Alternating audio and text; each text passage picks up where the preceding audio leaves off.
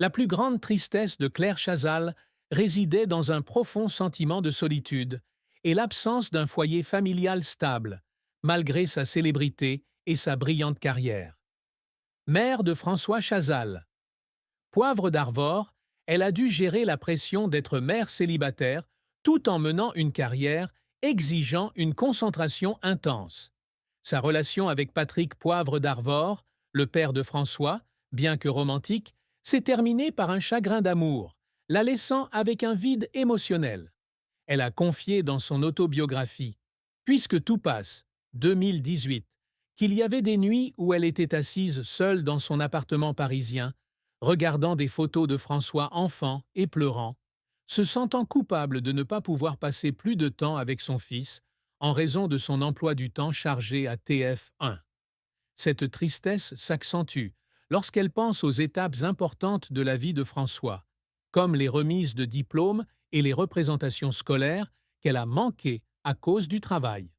En tant que célébrité, Claire subit également la pression du public et des médias, avec des critiques sur sa vie personnelle et des rumeurs constantes sur ses relations. Malgré une image forte à l'écran, elle admet que la solitude est une blessure incurable, toujours présente dans ses moments de faiblesse.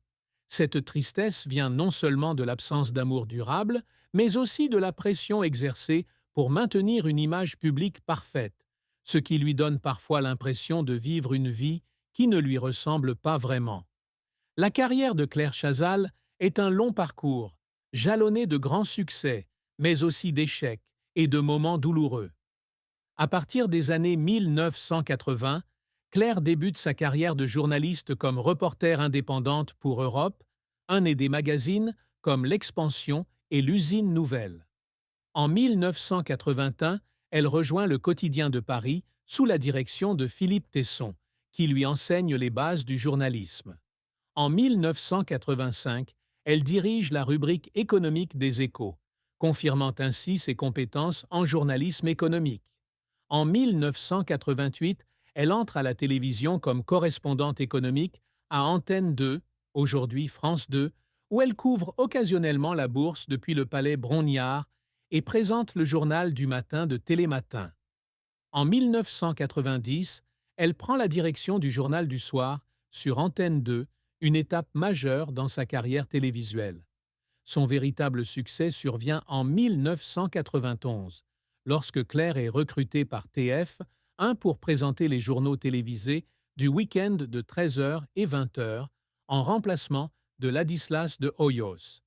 Dès le 16 août 1991, elle devient une figure familière du public français, apportant élégance et professionnalisme à la présentation de l'information. Durant ses 24 années à TF1, elle présente les journaux télévisés avec un style unique, alliant sérieux et accessibilité, qui lui conquiert le cœur de millions de téléspectateurs. En 1997, elle est nommée rédactrice en chef de l'information de TF1, puis, en 2006, directrice adjointe de l'information, en charge des reportages. De 2010 à 2015, elle anime Reportages après le journal de 13 heures, présentant des sujets de fond sur la société et la culture. Elle anime également des émissions spéciales sur les élections, interviewant les présidents français Nicolas Sarkozy et François Hollande, aux côtés de ses collègues Patrick Poivre d'Arvor et Laurent Delahousse. En 1991, elle reçoit le 7 d'or du meilleur présentateur de journal pour son travail sur Antenne 2, signe de son talent. Claire s'essaie également à la littérature en publiant la biographie Balladur, 1993, deux romans, L'Institutrice, 1997, et À quoi bon souffrir, 1901, et l'autobiographie Puisque tout passe, 1018. Elle a également animé l'émission culturelle L'interview de Claire Chazal sur Radio Classique de 2006 à 2018 et l'émission Entrée libre sur France 5 de 2016 à 2019, puis Passage des Arts jusqu'en 2022. En 2021, elle prend la tête du Grand Échiquier sur France 3, affirmant sa passion pour la culture et les arts.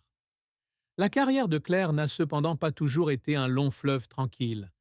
L'un de ses plus grands revers fut son remplacement par TF1 en 2015, mettant fin à 24 ans de carrière comme présentatrice du journal télévisé du week-end. Cette décision, prise par Nonce Paolini, président de TF1, la laissa profondément choquée et blessée.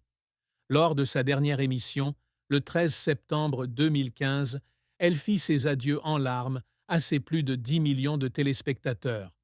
Je tiens à vous remercier pour votre fidélité pendant 24 ans.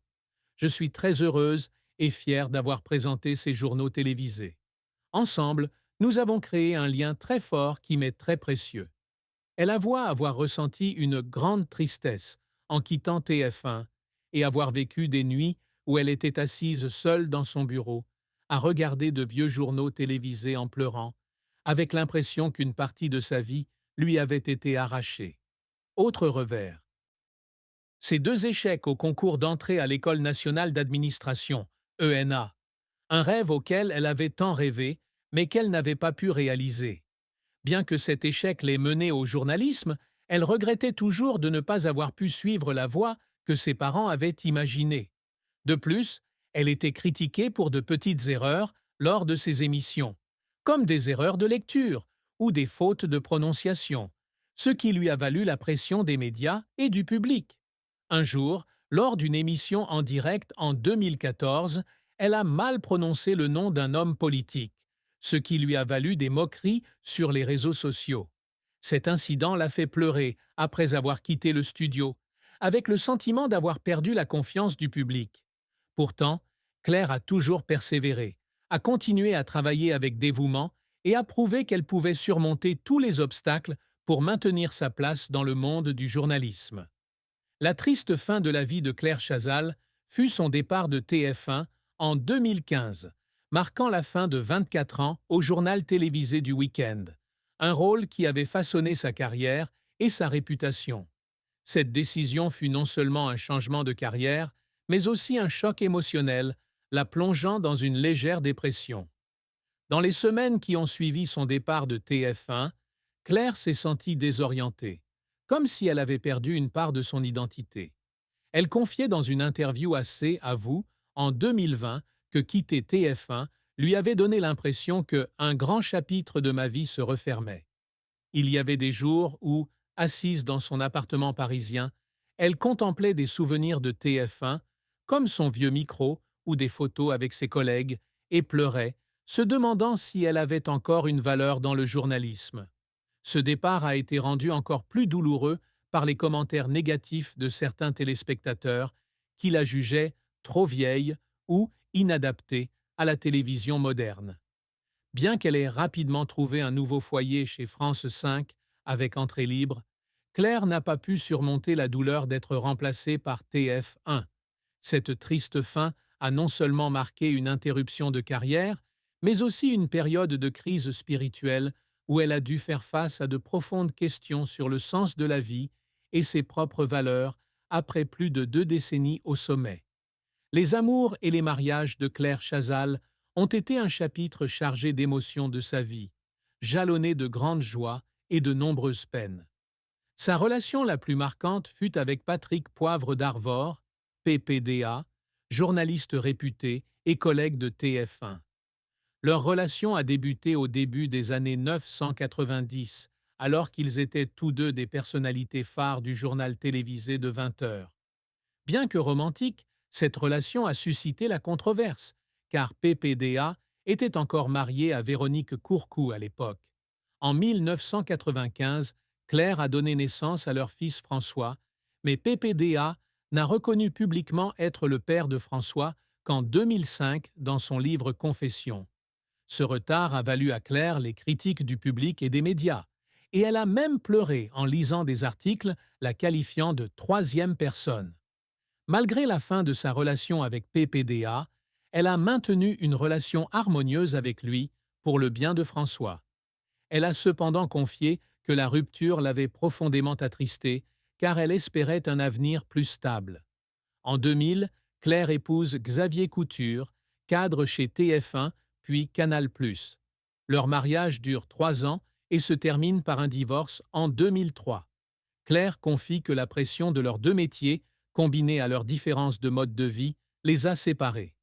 Un jour, après une dispute au sujet de son temps de travail excessif, Claire s'est assise seule dans le salon et a pleuré, sentant qu'elle ne parvenait pas à concilier carrière et vie amoureuse. Elle a ensuite eu des relations avec l'acteur Philippe Torreton de 2003 à 2007, puis avec le mannequin Arnaud Lemaire de 2007 à 2015. Cette relation, bien que de 8 ans, s'est également terminée discrètement. Claire a admis dans une interview accordée à C. L'Hebdo en 2025 avoir renoncé à l'amour, car il lui prenait trop de temps et d'énergie. La plus grande tristesse de sa vie amoureuse a été le sentiment de ne pas pouvoir trouver de relation durable, malgré tous ses efforts. Elle a déclaré rêver de fonder une famille avec François, mais sa vie trépidante et la pression du public lui ont semblé irréalistes. Le plus grand secret que Claire Chazal a gardé caché, ce sont les problèmes de santé mentale qu'elle a rencontrés tout au long de sa carrière. Malgré son image assurée et élégante à l'écran, Claire a secrètement souffert d'anxiété et d'une légère dépression, notamment après son départ de TF1 en 2015. Elle a confié à une amie proche qu'il y avait des jours où elle avait l'impression que le monde était contre elle, surtout lorsqu'elle lisait des commentaires négatifs sur son remplaçant. Cependant, Claire a toujours gardé